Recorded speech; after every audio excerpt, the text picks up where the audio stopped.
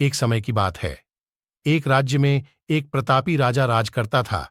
एक दिन उसके दरबार में एक विदेशी आगंतुक आया और उसने राजा को एक सुंदर पत्थर उपहार में दिया।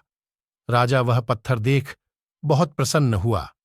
उसने उस पत्थर से भगवान विष्णु की प्रतिमा का निर्माण कर उसे राज्य के मंदिर में स्थापित करने का निर्णय लिया और प्रतिमा निर्माण का कार्य राज्य के महामंत्री को सौंप दिया।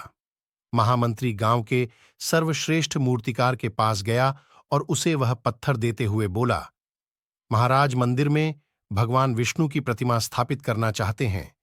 7 दिवस के भीतर इस पत्थर से भगवान विष्णु की प्रतिमा तैयार कर राजमहल पहुंचा देना। इसके लिए तुम्हें 50 स्वर्ण मुद्राएं दी जाएंगी। 5 स्वर्ण मुद्राओं की बात सुनकर मूर्तिकार खुश हो गया और महामंत्री के जाने के उपरांत प्रतिमा का निर्माण कार्य प्रारंभ करने के उद्देश्य से अपने औजार निकाल लिए। अपने औजारों में से उसने एक हथौड़ा लिया और पत्थर तोड़ने के लिए उस पर हथौड़े से वार करने लगा, किंतु पत्थर जस का तस रहा। मूर्तिकार ने हथौड़े के कई वार पत्थर पर किए, किंतु पत्थर नहीं टूटा। 50 बार प्रयास करने के उपरांत मूर्तिकार ने अंतिम बार प्रयास करने के उद्देश्य से हथौड़ा उठाया, किंतु यह सोचकर हथौड़े पर प्रहार करने के पूर्व ही उसने हाथ खींच लिया कि जब 50 बार वार करने से पत्थर नहीं टूटा तो अब क्या टूटेगा। वह पत्थर लेकर वापस महामंत्री के पास गया और उसे यह कह वापस कर आया कि इस पत्थर को तोड़ना नामुमकिन है, इसलिए इससे भगवान विष्णु की प्रतिमा नहीं बन सकती।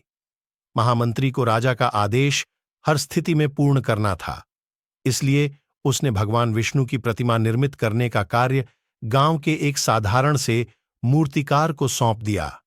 पत्थर लेकर मूर्तिकार ने महामंत्री के सामने ही उस पर हथौड़े से प्रहार किया और वह पत्थर एक बार में ही टूट गया। पत्थर टूटने के बाद मूर्तिकार प्रतिमा बनाने में जुट गया। इधर महामंत्री सोचने लगा कि काश पहले मूर्तिकार ने एक अंतिम प्रयास और किया होता तो सफल हो गया होता और 50 स्वर्ण मुद्राओं का हकदार बनता। मित्रों, हम भी अपने जीवन में ऐसी परिस्थितियों से दो चार होते रहते हैं। कई बार किसी कार्य को करने के पूर्व या किसी समस्या के सामने आने पर उसका निराकरण करने के पूर्व ही हमारा आत्मविश्वास डगमगा जाता है और हम प्रयास किए बिना ही हार मान लेते हैं।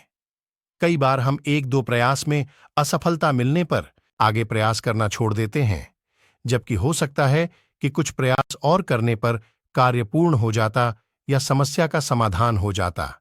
यदि जीवन में सफलता प्राप्त करनी है तो बार बार असफल होने पर भी तब तक प्रयास करना नहीं छोड़ना चाहिए जब तक सफलता नहीं मिल जाती। क्या पता जिस प्रयास को करने के पूर्व हम हाथ खींच लें वही हमारा अंतिम प्रयास हो और उसमें हमें कामयाबी प्राप्त हो जाए।